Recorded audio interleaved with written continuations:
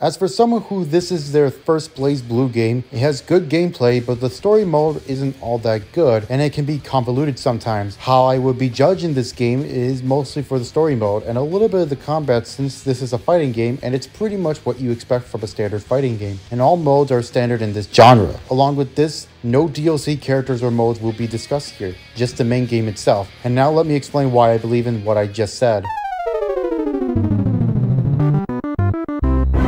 So what is this story? You'll be playing with 4 different series of anime IPs including RWBY, Persona 4, Under Night In-Birth, and original characters from the BlazBlue series. And you'll be playing through 4 different campaigns based on the franchises. Each are involved in a tag battle tournament and they need to have 4 crystals or stones to get back to the original world they came from. Let's start with my first issue with this. The characters feel one-sided on their journey since they don't really have any real character development and expect you to know these characters and such. Unless you're talking about internet exposure, for me, I've never really experienced any of these franchises before, so I don't really have an attachment to these characters. And it also makes it pretty hard to find any significant differences with the protagonists in each campaign, minus RWBY, who she sounds very optimistic about life. And besides these protagonists and this character named Rachel, most characters don't do anything but be there for battles, and that's pretty much it, and showcase that some of these characters know each other. Another thing I want to discuss about the story mode is that you would need to backtrack in order to beat the whole main story mode. What I mean is that for the BlazBlue episode for that mode,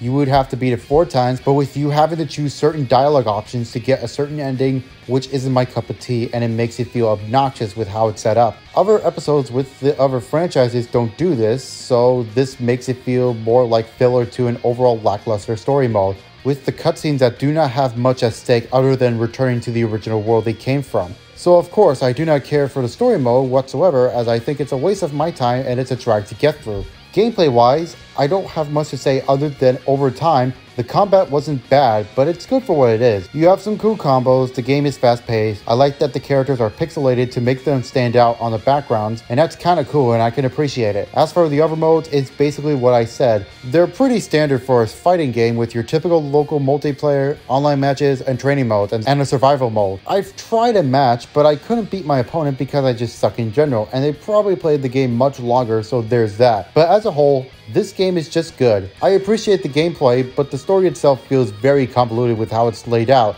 and feeling lackluster.